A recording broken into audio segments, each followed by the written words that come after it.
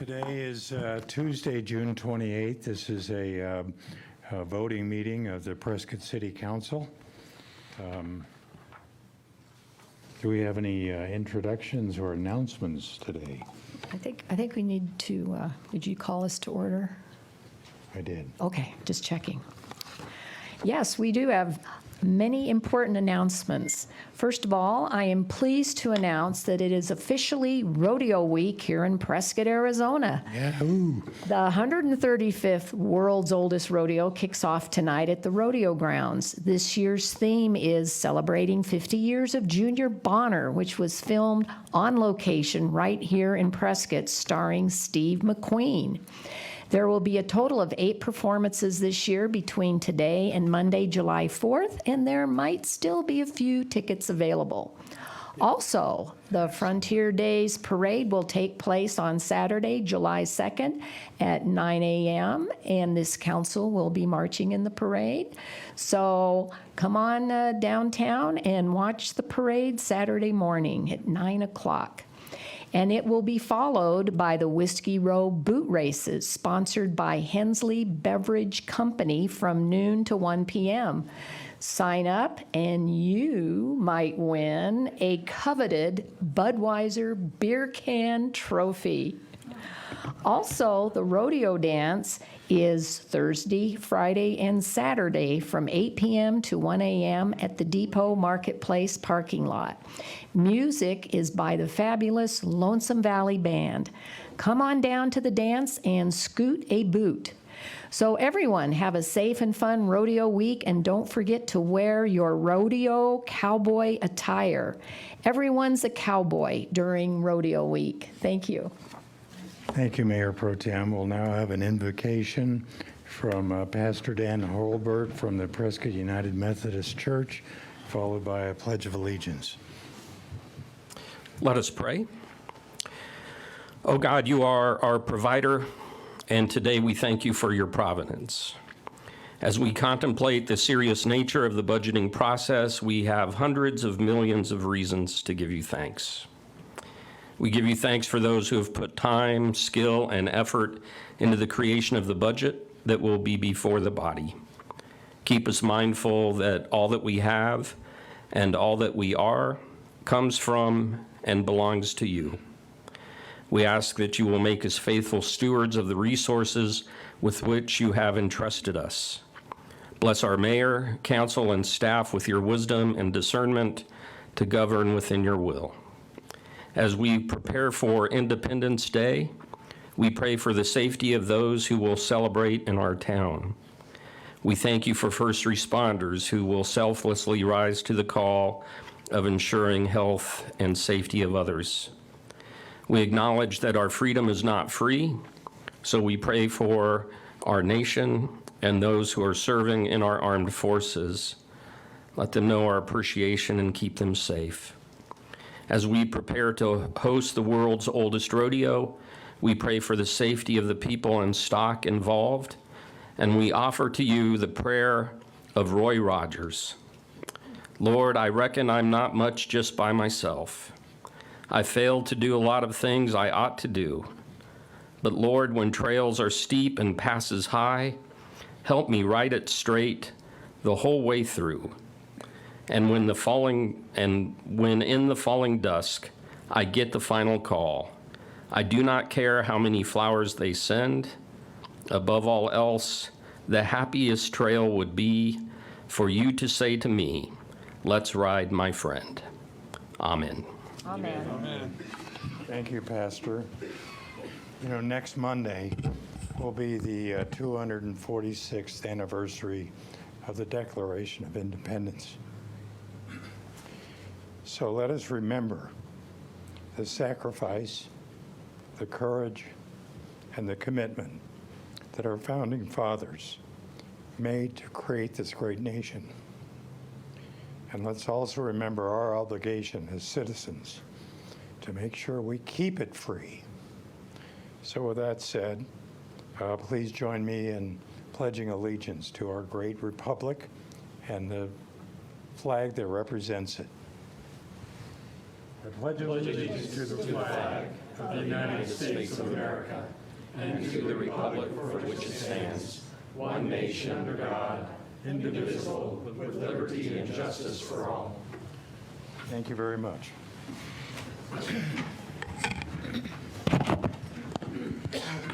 So we'll have a roll call, please. Mayor Good, Present. Mayor Pro Tem Rusing, Here. Councilwoman Hall,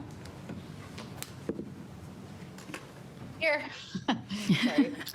Councilman Montoya, Here. Councilman Moore, Here. Councilman Sischka, Here. and the record will reflect that Councilman Tenney is excused from the meeting. Very good. Now we'll have a proclamation for the world's oldest rodeo week. I see we have a number of representatives in the chamber here to receive this.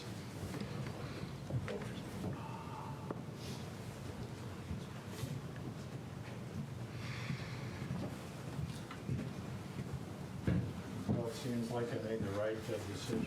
I see 4 white hats and 2 black hats.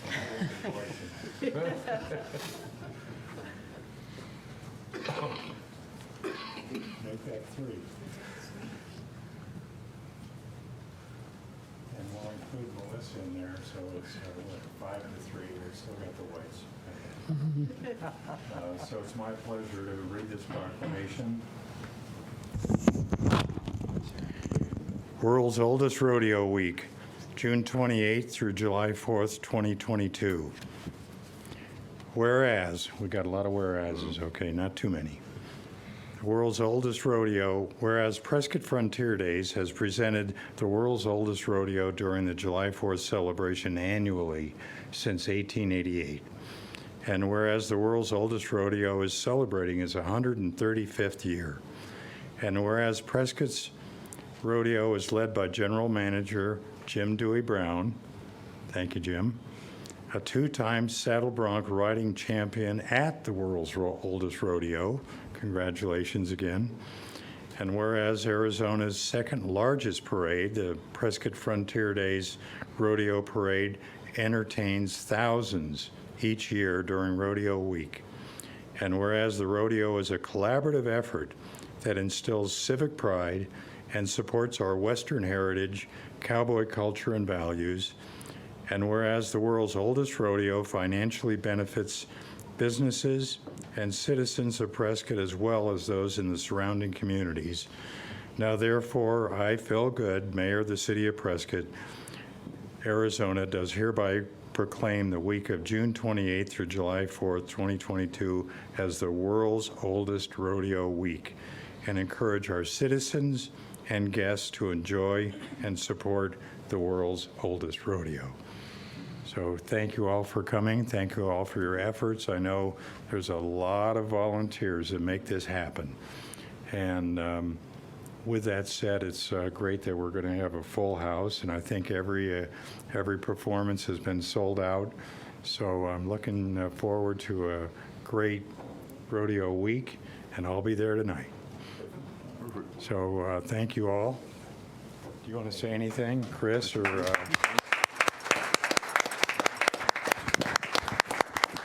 So Mayor Phil Good, he kind of covered it. We sold out every performance as of this morning.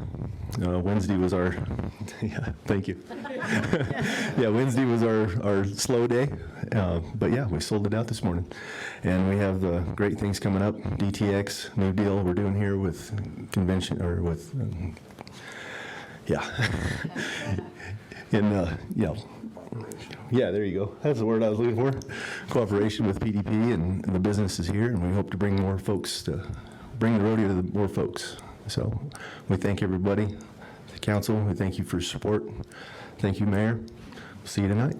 Absolutely, I'll be there. And Mayor, just like I did last time, I'm Melissa Ruffner, and Great Uncle George helped start this rodeo in 1888, and these guys work so hard.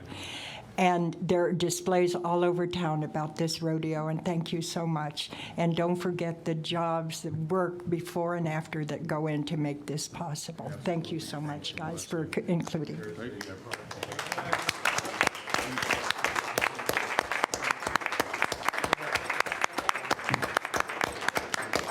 Yeehaw. come back. He wants a picture.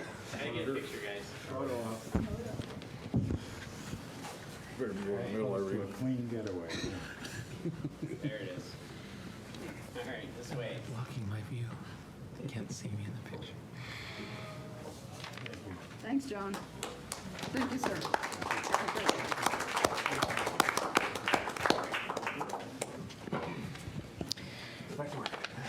And then next, we'll have the presentation for the Citizens Academy graduates.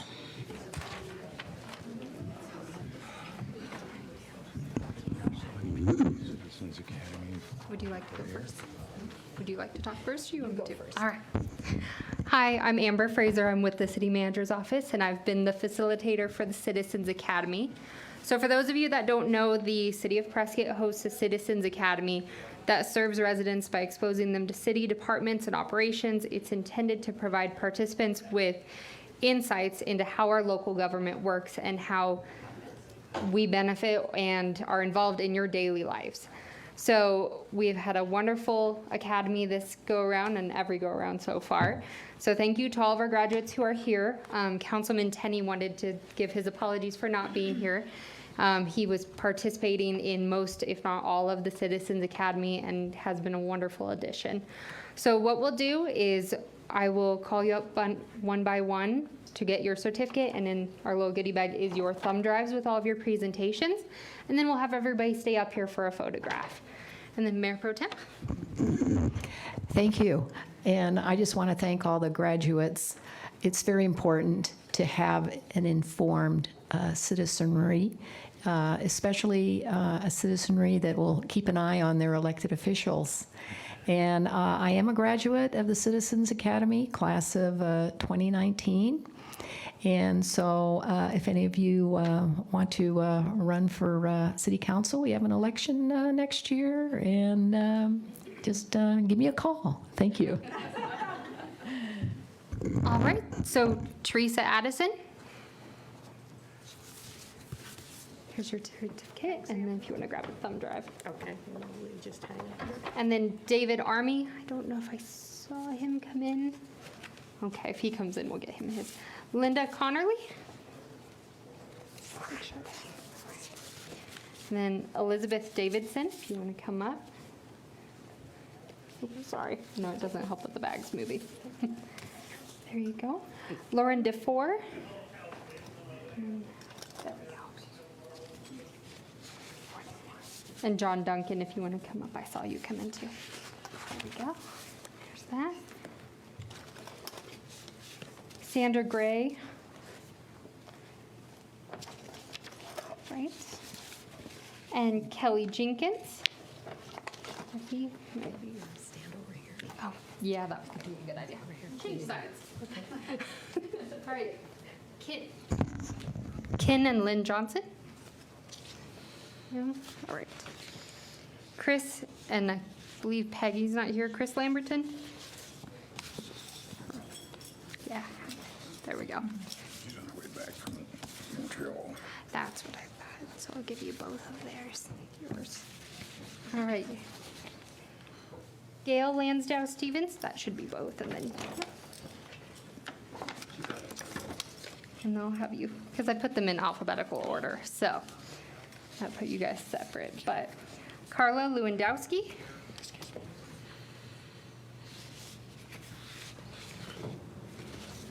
There you go. And then thumb drive. Oh, Did you get thumb drive too? I will get it. Okay. And then Crystal Lewis. And Asunta. Maybe two. There we go.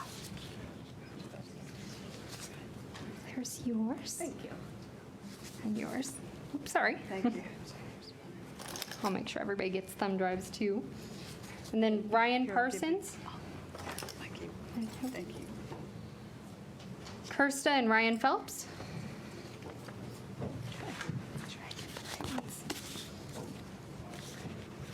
Perfect. It's yours. It's yours. Good thumb drives. And then sure. Okay. Oh, Chris, did I give you yours? I might have. I got Ryan's. Okay. Oh, Charlie Roberts. Okay. Did I get everybody? Me? Okay. Oh, because there's a backside. That's one of those days. I was like, this seems like a really short list. There we go. Tina Roberts. Charlie Roberts. Okay. There we go. And then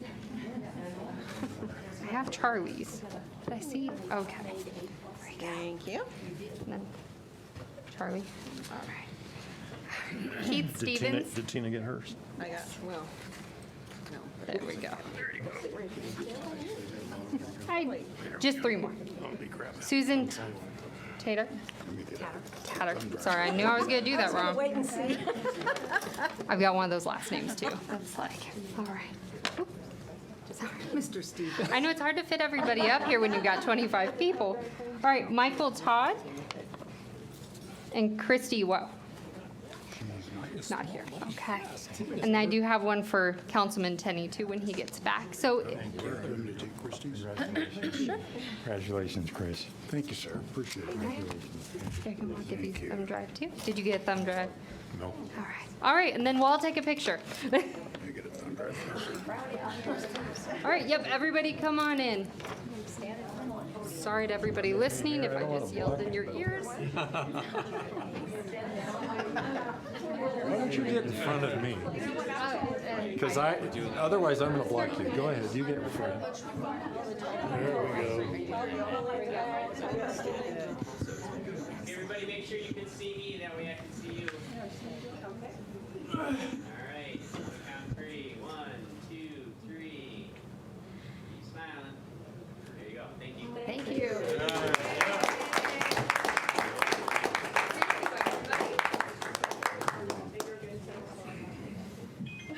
Yes, I'll make sure everybody gets a copy of the picture and.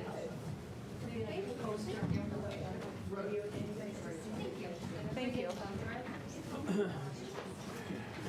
Thank you. Have a good day.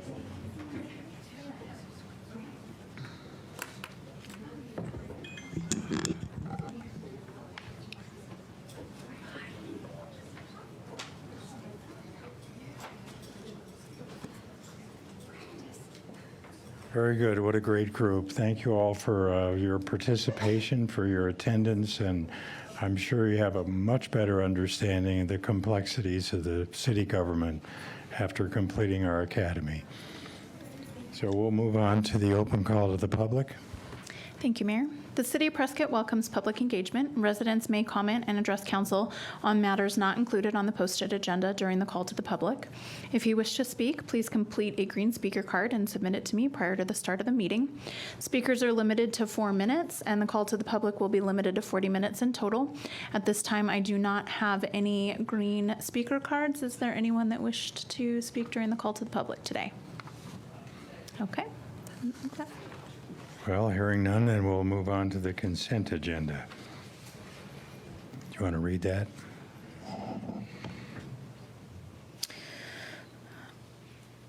Is there anyone that wanted to pull anything on the consent? No? All right, if there are no objections to the current consent agenda, I'll entertain a motion. Mayor, I move to approve consent agenda items 9A through 9I. Second. All right, I have a motion and a second. Any further discussion? Please vote. And Councilwoman Hall? I'm sorry, Sarah, did you want me to type it in or respond? This is my first Zoom, so. That's okay. If you can just respond verbally after I call you and I've turned on the voting board, either yes or no. Okay, yes. Okay, thank you. Passes 6-0. Thank you very much.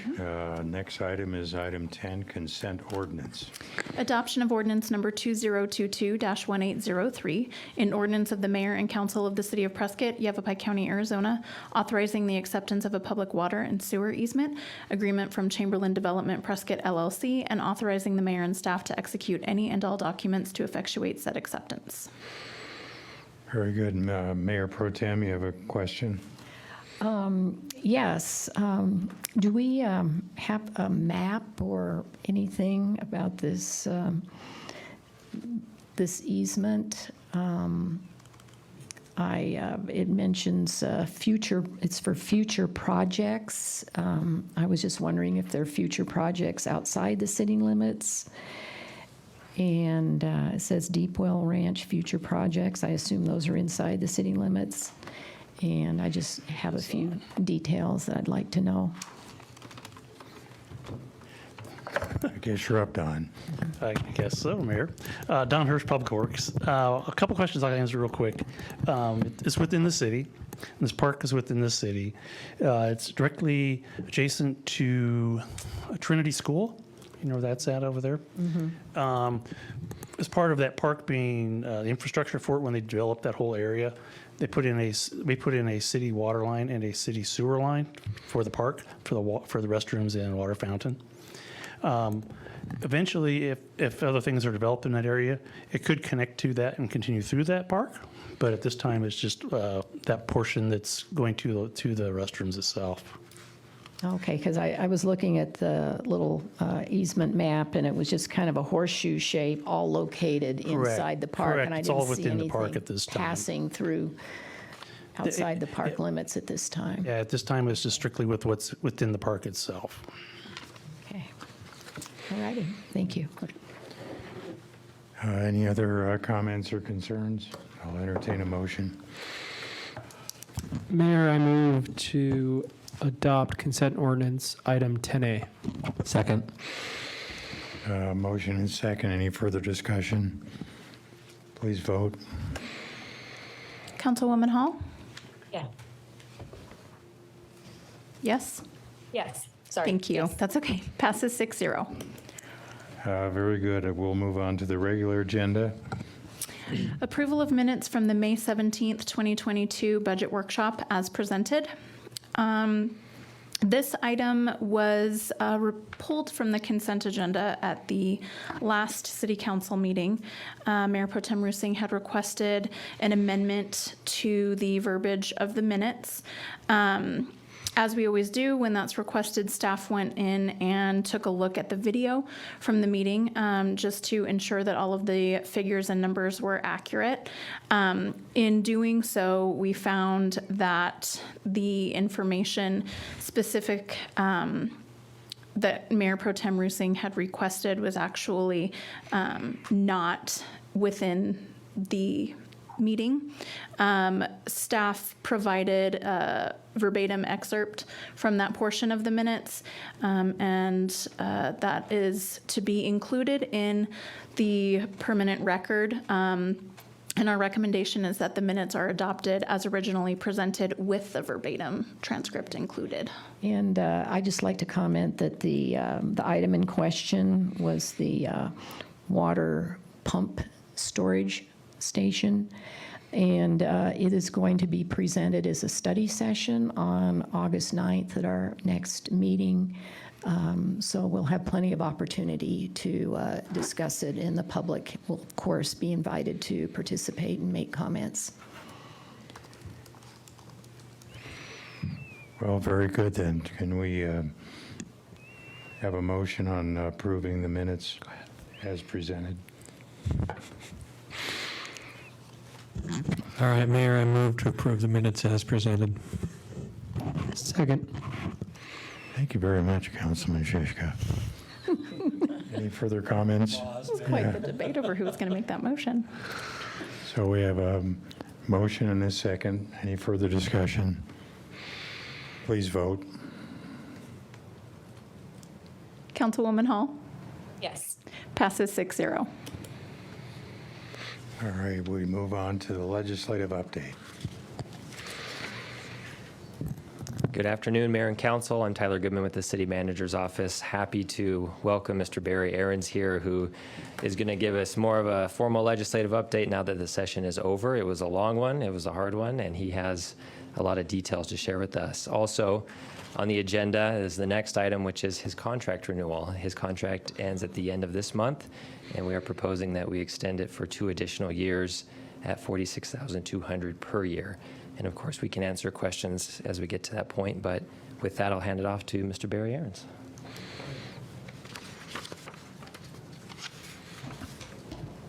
Good afternoon, Mayor, members of the council, Vice Mayor Rusin. Yeah, I think the microphone's a little high. It is a little high, right? That's because you guys are upraised. Are you sure you don't want to renew my contract before I give you my? Well, what do you think, Mr. Ahrens? I'm confident. The report, I'm sure, will justify it. Appreciate that. Thank you. Yeah. Mr. Mayor and members of the council, for the record, Barry Ahrens, I'm your consultant, legislative consultant, as I have been for the last 5 or 6 years, and I very much enjoyed it. We've also enjoyed working on the strategic planning process, which I assume I'll be called up to help revise again in the near future. I look forward to that. This was the tied for the 5th longest session in the history of the state, and it was a rollicking time. It also was the 52nd consecutive legislative session that I have been a participant in. I started, as you will remember, as a page and the reader in the House of Representatives in 1971. So I've got a lot of institutional memory on this subject. Let me go over a few highlights. At first, I thought Tyler had sent me a note that said to talk for 45 minutes, and then I realized there was a dot in between the 4 and the 5. We'll try to keep it to that. First of all, congratulations on Rodeo Week. There was a mention about the film that was made here some years ago. I'm happy to report, and full disclosure, I was on the team that worked on this legislation for another client, that House Bill 2156 passed, which would reinstitute a film bill, credit bill. I have been working on that for 17 years. The first one was passed in 2005. It expired in 2010. We tried to re-up it in 11, 12, and 13. We were unsuccessful. We tried it again, and we were finally successful. And I think it's going to benefit communities like Prescott, even though I wasn't officially representing you on that bill. But it will help because you have a perfect community for including all of the land and the mountains and all of the topography and downtown. I mean, you will benefit from this, and I'm very excited about that. Before I go into the specific legislation, I did want to thank a few people. I want to thank the mayor, who, when I'd call him on the phone, always answered or got back to me very quickly on legislative issues. Tyler, who does a terrific job for you folks. I don't think you realize the amount of hours he puts in reviewing legislation and talking to me and sending out notes and so on and so forth. I appreciate that very much. I also want to thank Robin Sabata, who I thought I saw sneak in. She just snuck out. And then she snuck out, and I'll talk about the bill that I'm thanking her for in a minute. There were 2 retirement bills that I know you were interested in. One was the 1268, the PSPRS, defined retirement option plan. That one we were okay with, and that did pass. The other one that we did not like was Senate Bill 1072, which was the employee contribution prepayment. They struck that bill and amended it heavily so that the League of Cities and Towns, who I work closely with on behalf of your issues, as well as my other client, municipal client, City of Scottsdale, got into a position where it was something that we didn't have to worry about anymore, so we went neutral on that. And the revised legislation actually did pass. Short-term rental legislation, I know we're not affected up here as much as our neighbor Sedona or Scottsdale, Page, Lake Havasu, Paradise Valley, but there was a very, very good bill that passed that I did participate in heavily, and that is going to allow municipalities to create a certification or licensing process for short-term rentals, and it's going to enable you to enforce it, and it will enable you to, if there are severe enough violations, you can suspend or revoke after a set number. It's all in the legislation. I'll send Tyler a final copy of it so he can review it with our city attorney and see if you want to initiate that. You do not have to under the new law. But if you decide that you'd like to be preemptive and decide to go ahead and do it so you can protect yourselves in the future, that would be something that you could certainly do. I know that Senate Bill 1116 was a big concern to us all session. It was one that would have repealed the residential rental tax, which I believe would have cost, Michael, correct me if I'm wrong, about $7.5 million. Yeah. If that had... Two and a half. I like 7.5 better. And we worked very hard against that bill, and it failed. It failed by one vote on the last night of session. It was one of the last bills that was voted on and failed. It will be back. So we have to keep our guard up, and we have to keep educating the members on why that is not a good idea.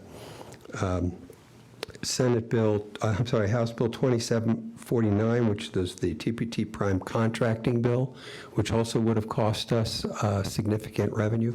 That failed also on the last night of session. That kind of came out of nowhere. We thought it had been bottled up earlier in the session, but lo and behold, it came back. As you get around Easter time, resurrection of legislation occurs significantly. We see a lot of bills come back, and especially in the last couple of days when people are trying to ram through their pet projects. So that one also failed, but that's another issue that will be coming back. In the budget, which was, I'm pleased to say, a bipartisan budget, it was passed on, I think it was last Wednesday night or Thursday night. It was a bipartisan budget. It did include the Hot Shots money. We have been able to maintain that in the base. I do want to talk very briefly about the effort that we did try to make on the Dells Park. We were just too late in the process. We did not get that estimate, and by the time we got around to getting it and trying to get all of our ducks in a row, it was just too late. It was, We'll be back. well, I was going to say that. I have talked to Representative Wynn, and he has said if we want to run a bill next year, and that's the proper way to do it, is to run a bill, run it through the process, demonstrate support, and then get it put into the budget at the end of the session. That's the proper way to do it. And I think we are teed up now to be able to do that. I think we have the appropriate numbers, and I'm working with him on the appropriate things to do that we can get it moving along. And whoever the other two representatives of the city, if Ms. Burgess is reelected, and whoever is elected to the state senate, we will need their strong support, advocacy for it, and especially when it comes down to budget time. So I also want to thank the mayor on that. He and I had regular conversations about that proposal all throughout the session. And I think that when we decided, it was a joint decision, that we had reached the point where we could not press anymore. Sometimes if you press too hard, it's going to negatively affect you when you bring it back. And I think we did the right thing, but we did tee it up, and we did do quite well. I asked Sarah to send around a paper. It's a one-pager on the water augmentation legislation that was passed. It's a very good bill. That was penned by the Arizona Municipal Water Users Association, who is a client of mine. I decided to print it and bring it up here. I had their permission to print it and deliver it to you. It explains it. It's not going to be a water authority, as was originally proposed by the governor. It is more a water financing and augmentation authority. We currently have WIFA, the Water Infrastructure Financing Authority. You remember a couple of years ago, as Prescott encroaches up to 50,000 population, that we extended that population threshold to 150,000 to make sure we were included in that threshold elimination. And I think it's going to turn out to be a very, very valuable, functional process, which will enable us to engage in a variety of water augmentation. They included in it water conservation, a separate $200 million appropriation that is specifically for water conservation projects. And I think we all as a state can be very proud that that was included in there. So the total amount is now $1,200 million, of which this year they appropriated $500 million, 300 plus 200 for conservation, and in the next succeeding 2 years, the other $300 plus million will be baked into the budget, and WIFA can start as soon as the bill becomes effective, which I believe is August 24th or 25th. That's the general effective date. Last one I wanted to mention was House Bill 2258, which was the matching fund money, and now I'm wearing two hats. I'm wearing Prescott Airport hat, and I'm wearing the Embry-Riddle Aeronautical University, who's also my client. We were able to get an appropriation of $600,000, which will be matched by Embry-Riddle in the same amount, $600,000. And the purpose of that is to finish the flight line. We're choked up there right now. As you folks well know, there isn't enough room for all the planes that are used for education. And Robin was instrumental on getting us the information and the data and the structure in order to get that. And Representative Quang Nguyen carried that bill for us, made it a major ask in his budget requests, and was very successful in getting that done. So that's there. I would encourage any of you who haven't been up at Embry-Riddle in a long time to take another tour, because there's a lot of interesting stuff going on up there, and I think you'd very much enjoy it. And with that, Mayor, I'm more than happy to entertain questions. Well, thank you, Barry, and you've been very, very responsive to the questions and concerns that I brought to your attention, so I want to thank you for that. My pleasure, sir. Originally, this Arizona Water Authority was going to be called just that, and then they were changing it to an Arizona Water Augmentation Authority. And now that it's been actually created, what is it going to be called now? I think it's actually in that sheet there. I think it's now called the Arizona, it's the Water Infrastructure Financing and Augmentation Authority. What they did was, when the bill was first drafted and we were first looking at it, it was what I would refer to as extremely heavy in process. It was extremely heavy in governance. You had a board. The board was made up of a minimum of, all these different representations, justifiable, but all these different, but then people got upset that they weren't represented, so they created these committees under them, which were going to have moral representation and so on. You never would have gotten anything done. And Senator Fan, I'm happy to say, kind of took the bull by the horns and said, look, we're going to change this. We're going to make the governance a lot slimmer. And they did. They slimmed it all the way down. It got a little bit bigger at the end of the session, but again, justifiably so. But now the process is going to be as the augmentation proposals on a financing basis come forward, then the board will do their due diligence on them and then refer them to the Water Infrastructure Financing Authority, which does currently exist. They've changed it, but it does currently exist, and then they will go ahead and either approve the financing for it. Some of the financing, as you know, either under state law or more likely federal law, makes the loan forgivable, either in total or in part. So some of these projects will have the benefit of being able to get financed, and then the government will be allowed to waive repayment so that they get done. There are all kinds of ideas for water augmentation. There's all kinds of ideas for water conservation. I think we needed to have an entity that was going to be able to sift through them. The old joke that we hear down at the legislature on water is that whiskey is for drinking and water is for fighting, right? And I think what we're trying to do is minimize the fighting and maximize the opportunities, because we've got a problem. No, we don't have a crisis where when you turn on the faucet, you're not going to get water. We're not there. Hope we never get there.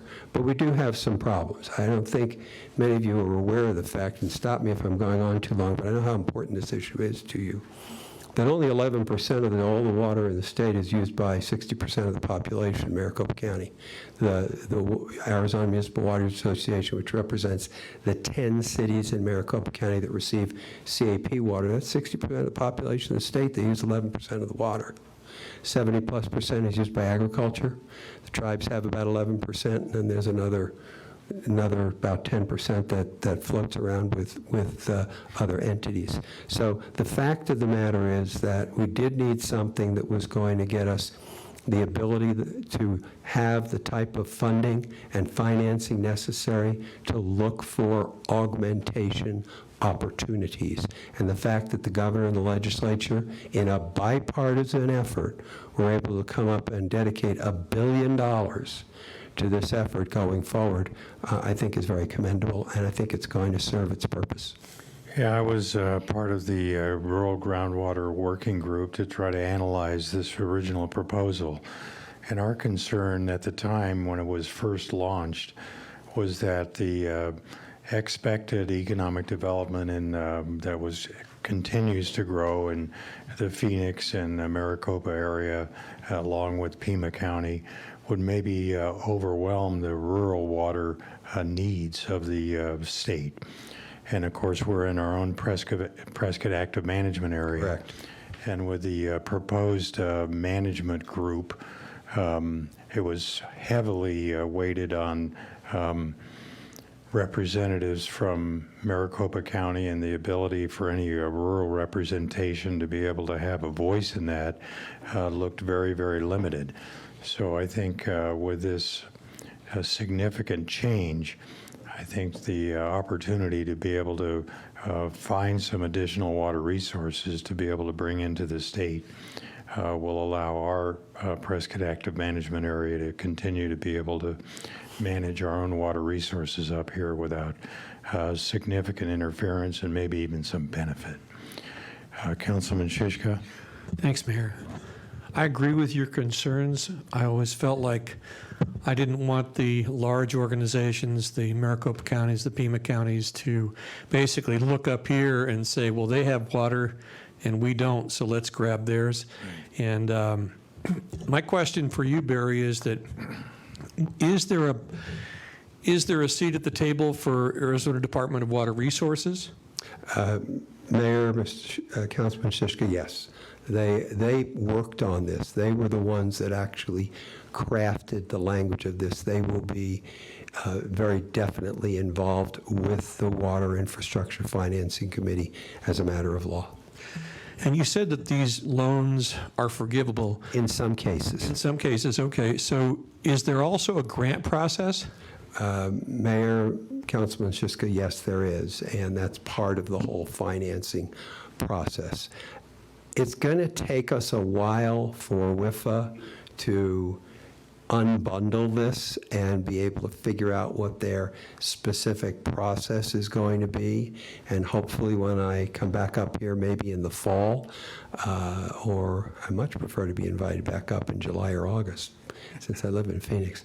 But when I get in, when I come back up there, by that time, we'll have a lot more information on the detail of how the process is going to be unbundled and actually put into utilization. Now, the law doesn't take effect until, like I said, I think it's August 24th. It's 90 days after the close of the legislative session, which was Saturday morning, the 25th at 12:25 a.m.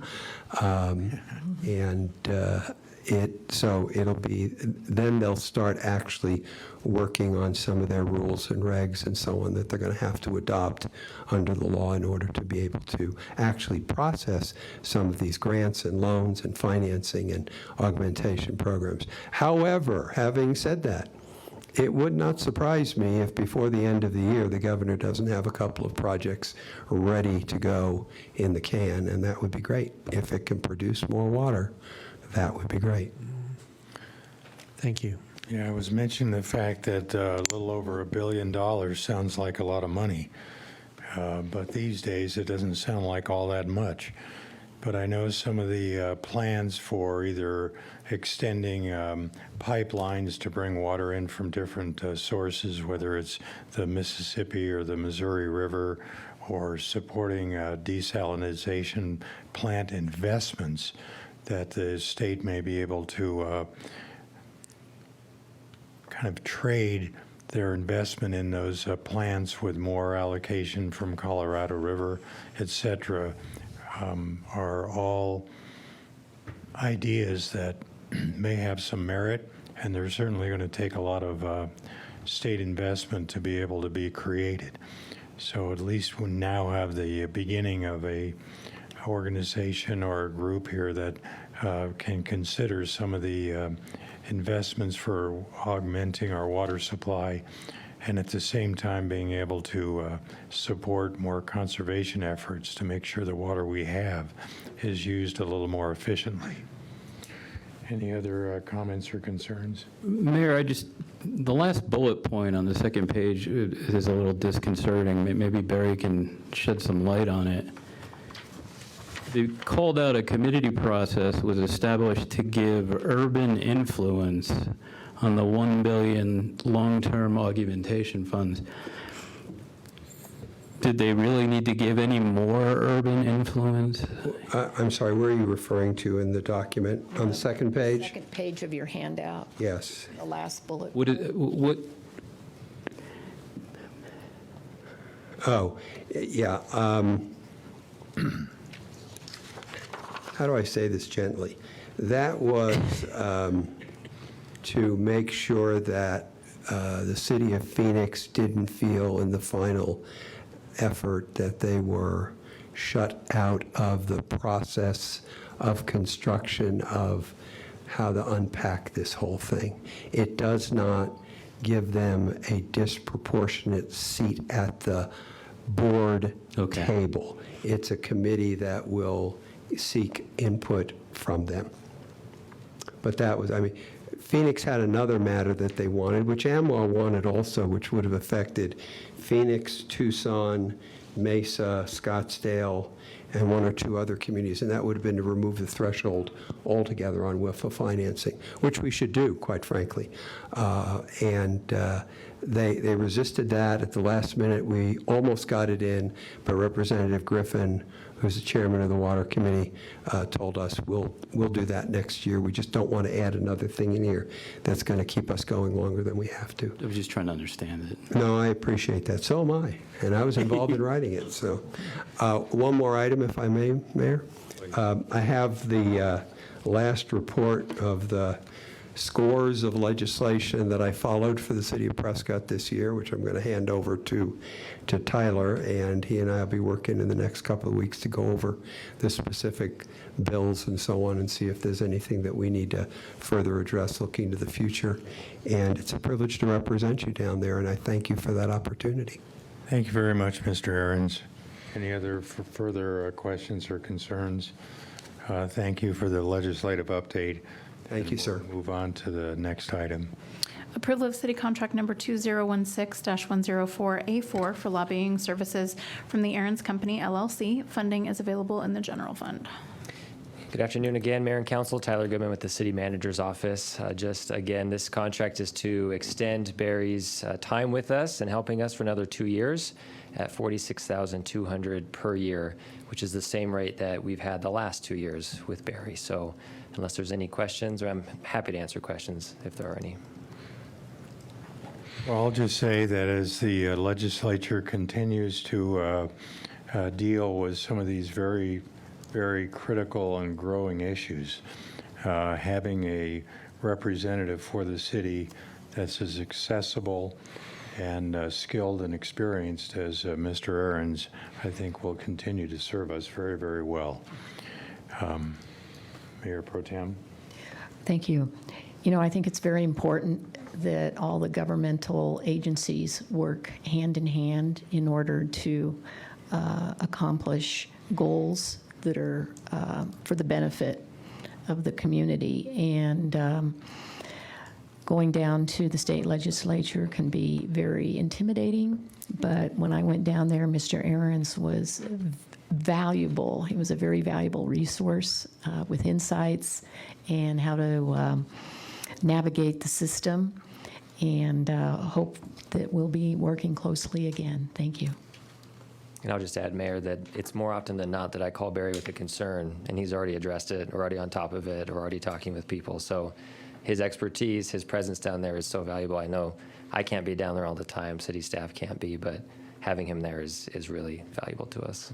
Well, and considering the fact that he acts as our strategic plan manager and helps us with that, then he has a real good understanding of what our council's concerns are and what they're going to be, so that he can be proactive in those areas of legislative bills and proposals without us necessarily having to call up and say, Barry, we want you to look at this or look at that.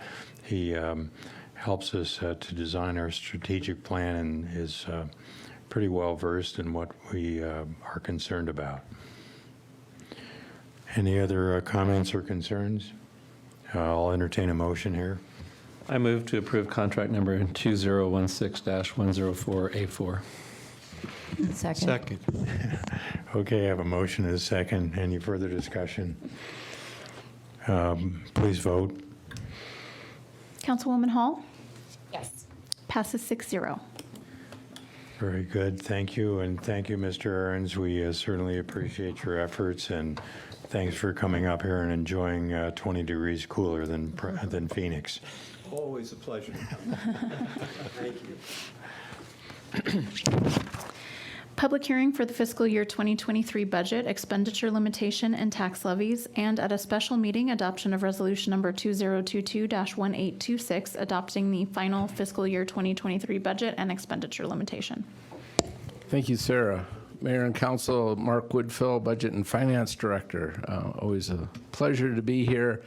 A pleasure to be at this point in our budget cycle. Just a quick recap of the fun we've had over the last 6 months.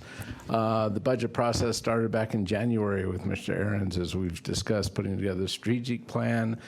Then we had various points and information provided to the city and worked through with the manager and the team, to our annual council budget workshop, which was on the 17th of May, which was 4 hours of a lot of fun, talking about what's in this year's budget.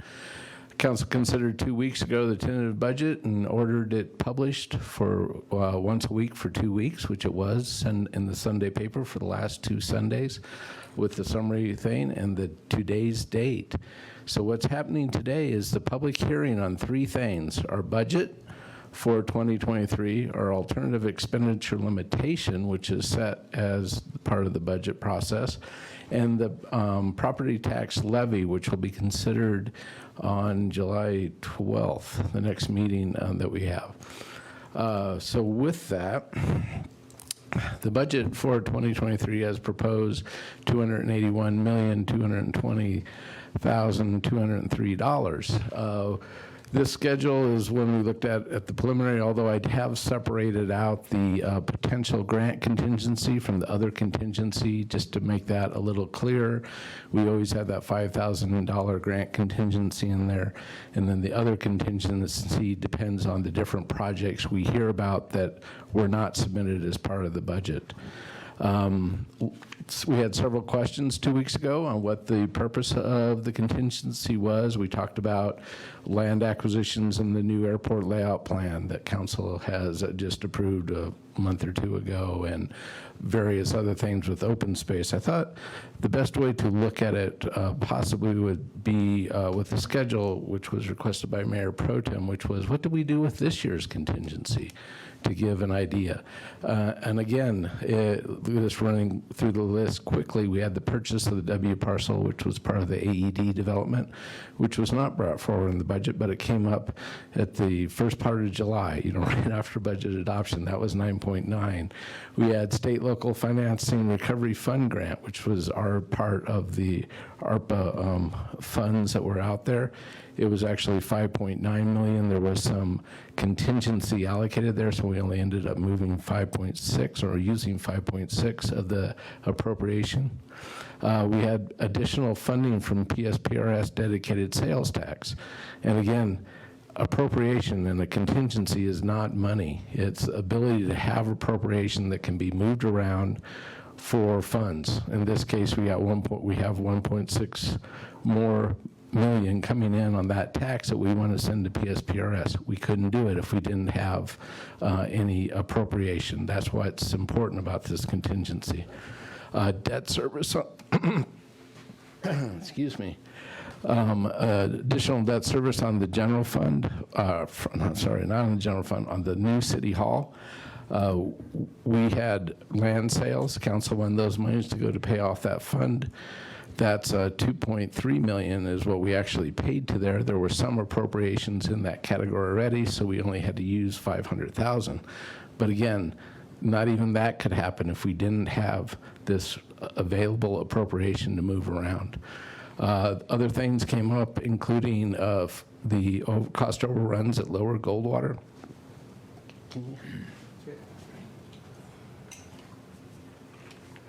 I get so excited about budget, I get choked up a little bit. So we had some cost overruns out there, and additional funds were allocated by council as part of that contract award from the bed tax fund. And again, something that couldn't happen if we didn't have any contingency appropriation designated. We also increased marketing and bed tax at the direction of council above what was budgeted. Again, a use of appropriation. The courthouse lighting had a funding need. They wanted to advance fund. You guys will all remember that discussion. And then we had two different, one grant and one trust that came in that were unexpected. Again, we got the money in. We can't spend it if we don't have the appropriation.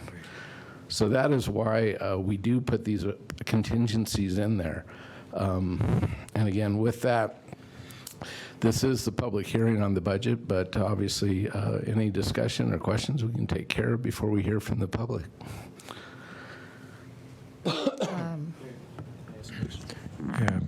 Councilman Shishka. Yeah, Mark, do we have a contingency fund every year? Yes, at some level.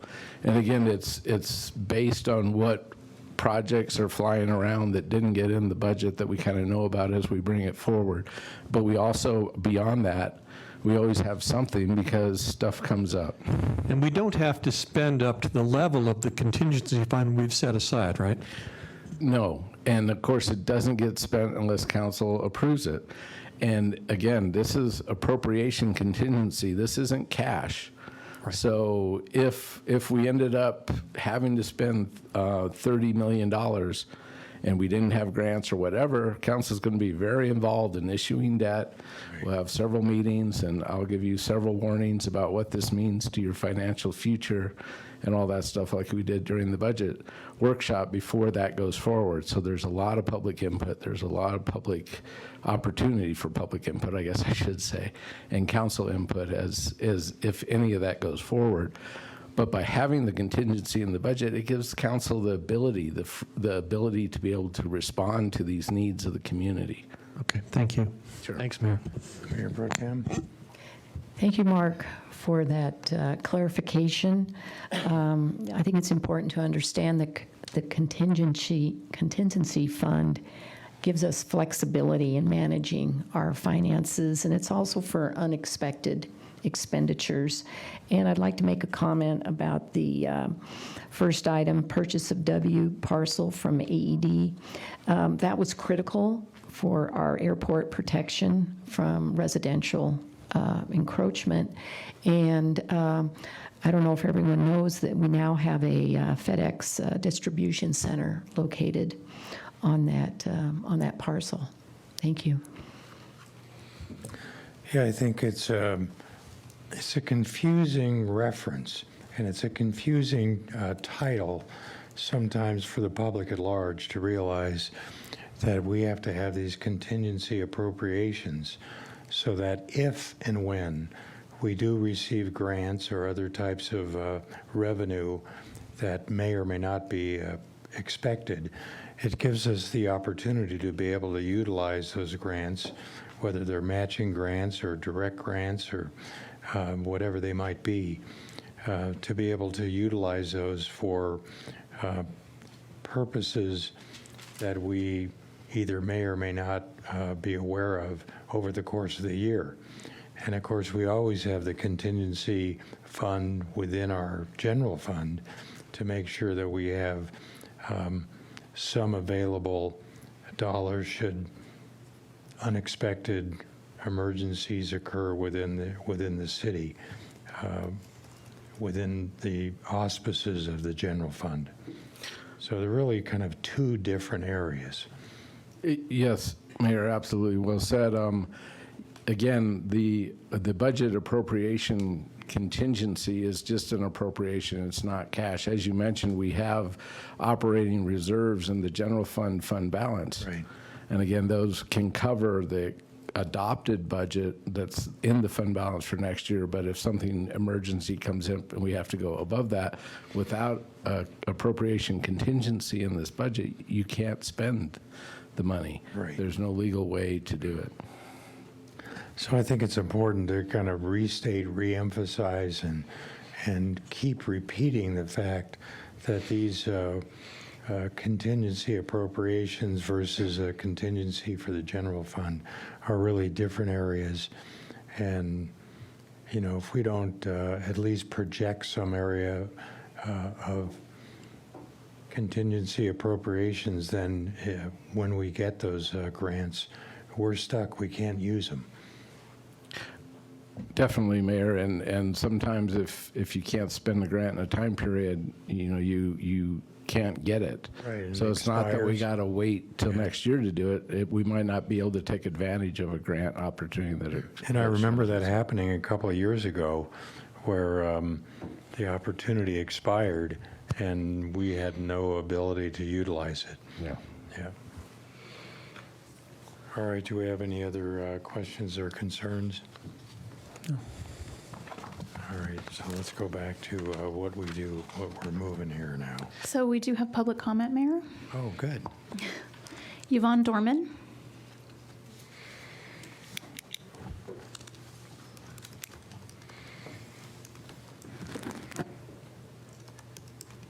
Mayor and council, I want to thank you for approving the Mullen Way project. For people who don't know, it's an area in the southwest corner of Prescott. We are citizens of Prescott, and we have no water, no fire hydrants. And I think it's a valuable thing that you are doing, not just for us, but I think the fire department will appreciate every bit of water that they see up there. And not only that, should fire come from the southwest, the fire department may be able to put out a smaller fire sooner and keep a fire from coming into the city. So I thank you, and I thank you, Councilwoman Rusing, for clarifying what I was trying to say. I started this 25 years ago. George was here at the time, and Mark was here at the time, and we've all had conversations. They must be about ready to retire, man. Anyway, I sincerely thank you. Thank you. God bless your decision, and God bless our fire department. Thank you. Thank you, we appreciate that. And- Pro Tem? And I would just like to say that this was brought to our attention through the call to the public by Ms. Dorman. And for those of you who don't know, Mullen Way is on the off of Copper Basin on the southwest side of town. And it was annexed over, I don't know, right after the Indian Fire, and I had to evacuate. But it's very important that we proceed with this project in case, for example, a house could catch fire in that neighborhood on a windy day, and it could potentially cause a very critical fire for the city. Thank you. Well, we're a little bit off topic here. I know, sorry. So even though it does have some direct connection with our budget, we have to follow our agendized listed concerns. That's all the public comment we have, Mayor. Is that it? That's it. So your next steps will be to, if you all are done discussing it, close the public hearing, and then we will adjourn this meeting, call to order the special meeting, and then you will vote on adoption of the resolution approving the budget. Then we'll adjourn that, reconvene the regular meeting, and then adjourn. All right, we'll take this one step at a time. We have a motion to close the public hearing. Yeah, so moved, Mayor. Second. A motion and a second to close the public hearing. Please vote. Councilwoman Hall? Aye. Passes 6-0.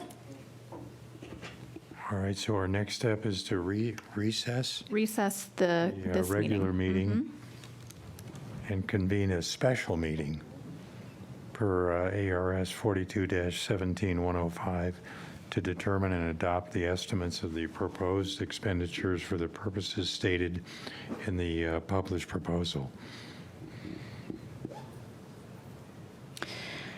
And I'll do a roll call since it's a new meeting. Mayor Good?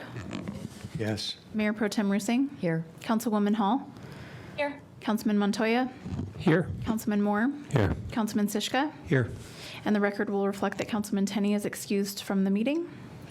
The item is adoption of resolution number 2022-1826, a resolution of the mayor and council of the city of Prescott, Yavapai County, Arizona, determining and adopting final estimates of proposed expenditures for the fiscal year 2023, declaring that the same shall constitute the budget of the city of Prescott for said fiscal year, establishing the expenditure limitation, and approving and updating the job roster for the city of Prescott.